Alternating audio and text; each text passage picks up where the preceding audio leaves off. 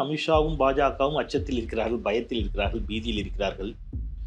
வட இந்தியாவைப் போல தமிழ்நாட்டில் ஏதேனும் ஒரு கலவரத்தை செய்து எப்படியாவது ஆட்சியை பிடித்துவிட துடிக்கிறார்கள். வட இந்தியாவில் அவர்களுக்கு ராமரை கையில் எடுத்து எப்படி அரசியல் செய்தார்களோ, மதவாத அரசியல் செய்தார்களோ, அதே போல ஒடிசாவில் எப்படி பூரி ஜெகநாதரை கையில் எடுத்தார்களோ, அதே மாதிரி தமிழ்நாட்டில் முருகப்பெருமானை கையில் எடுத்து ஒரு அரசியல் செஞ்சிடலாம் அப்படின்னு நினைக்கிறாங்க. அவர்கள் கனவு ஒருபோதும் நிறைவேறப் போவதில்லை அப்படிங்கிறது தான் இந்த மொத்த நிகழ்ச்சியும் காட்டுகிறது.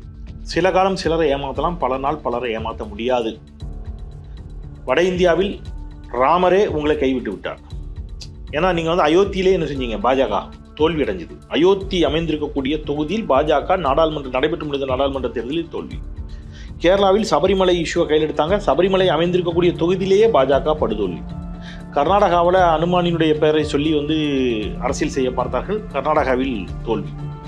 மக்கள் விழிப்போடு இருக்கிறார்கள், தெளிவாக இருக்கிறார்கள். அது திமுக இருக்கட்டும், அதிமுக இருக்கட்டும், பாஜக இருக்கட்டும், காங்கிரஸாக இருக்கட்டும், எந்த கட்சியாக இருக்கட்டும், மக்கள் என்ன நினைக்கிறாங்க? நீங்கள் செய்த சாதனைகளை சொல்லுங்க. என்ன செஞ்சீங்க? உங்கள் ஆட்சியில் எங்களுக்கு என்ன நன்மை? இதை பற்றி பேசுவோம். இதுதான் மக்கள் சொல்றது.